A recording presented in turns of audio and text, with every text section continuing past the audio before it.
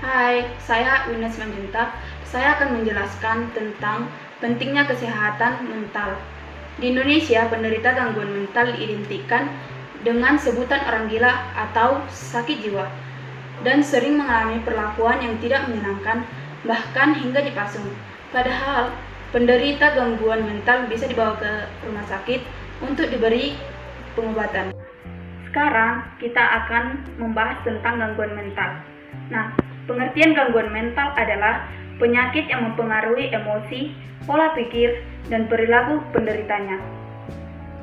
Sama halnya dengan penyakit fisik mental juga, dan ada obatnya. Ada banyak faktor yang memicu terjadinya gangguan mental, mulai dari menderita penyakit peristiwa traumatis seperti ditinggal mati oleh orang yang disayang dan kehilangan pekerjaannya. Beberapa contoh gejala gangguan mental adalah: yang pertama, waham atau delusi, yang artinya meyakini sesuatu yang tidak nyata atau tidak sesuai dengan fakta yang sebenarnya. Yang kedua, halusinasi. Di halusinasi ini, sensasi ketika seseorang melihat, mendengar, atau merasakan halusinasi yang sebenarnya yang tidak nyata. Nah, yang ketiga, suasana hati berubah-ubah dalam periode-periode tertentu.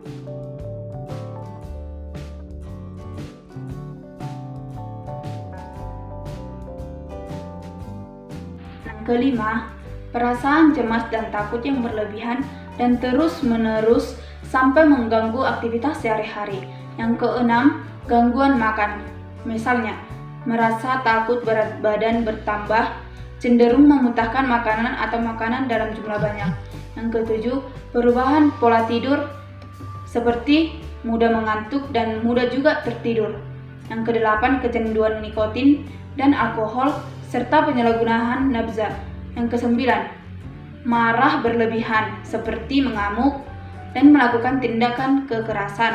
Yang ke-10, nah ini yang terakhir, perilaku yang tidak wajar seperti teriak-teriak dan tidak jelas, berbicara dan tertawa sendiri, serta keluar rumah dalam kondisi yang telanjang. Nah, saya akan menjelaskan tentang penyebab gangguan mental.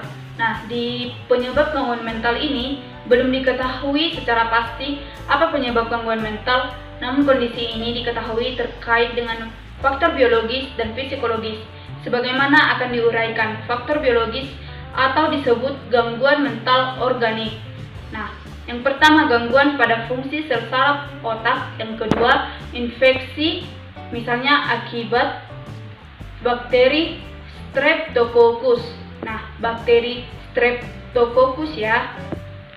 Nah, yang ketiga, kelainan bawaan atau cedera pada otak. Nah, yang keempat, kerusakan otak akibat terbentuk atau kecelakaan.